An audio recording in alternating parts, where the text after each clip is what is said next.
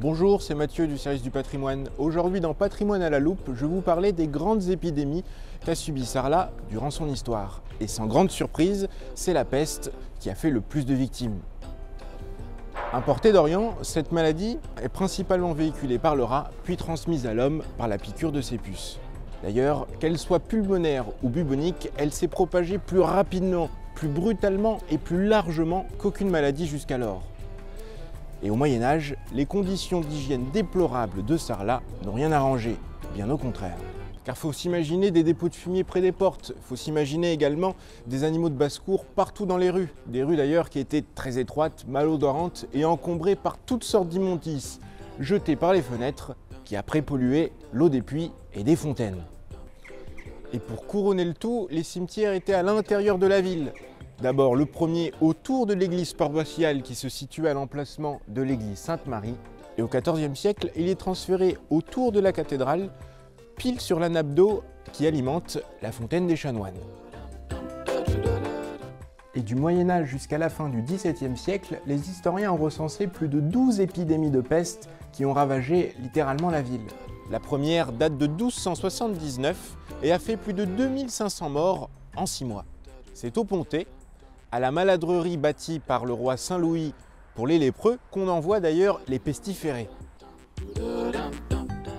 Et en cas de décès, on les enterre loin de Sarlat, au roc Lomier de la Canéda, qui d'ailleurs existe toujours, comme vous pouvez le voir derrière moi.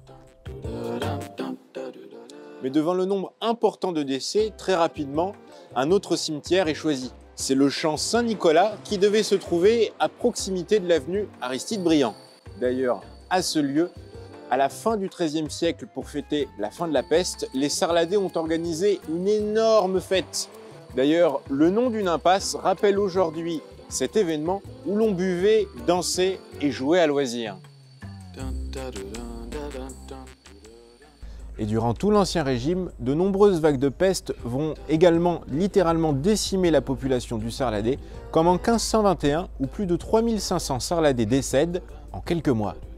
Mais tout de même, pour tenter d'endiguer les maladies, l'administration municipale de l'époque a multiplié les mesures, comme par exemple demander à la plupart des habitants de Sarlat de quitter la ville pour la campagne, d'allumer des bûchers sur les places ou encore de faire des fumigations de baies de genièvre. Et en cas de contamination, on plaçait le malade en quarantaine, à l'isolement chez lui avec interdiction de communiquer avec l'extérieur. Et puis quelquefois, on le mettait à l'extérieur de la ville, dans les faubourgs, dans des maisons spécialement réquisitionnées pour les pestiférés. Pour tenter de se sauver, les Sarladais se sont rapidement tournés vers la religion et dès le XIVe siècle, ils se mirent sous la protection de Notre-Dame de Tenmiac pour se prémunir de la maladie qui aurait, dit-on, subitement décliné puis disparu. D'ailleurs, à partir de cette époque, chaque lundi de Pentecôte, les Sarladais se rendent en procession à Tenmiac pour remercier la Vierge. D'ailleurs, à l'intérieur de l'église, un ex-voto rappelle les guérisons de 1688. Et la dernière grande épidémie qu'a connue notre ville date de la fin du XIXe siècle. Cette fois-ci, ce n'était pas la peste, mais la typhoïde. En 1895, de nombreux Sarladais succombent après avoir bu l'eau de la fontaine Sainte-Marie, contaminée par un égout et par les maisons situées juste au-dessus avec des écuries. Pour essayer d'endiguer la maladie, la municipalité décide de condamner la fontaine Sainte-Marie et ce, jusque dans la fin des années 60. J'espère que ce nouvel épisode vous aura plu.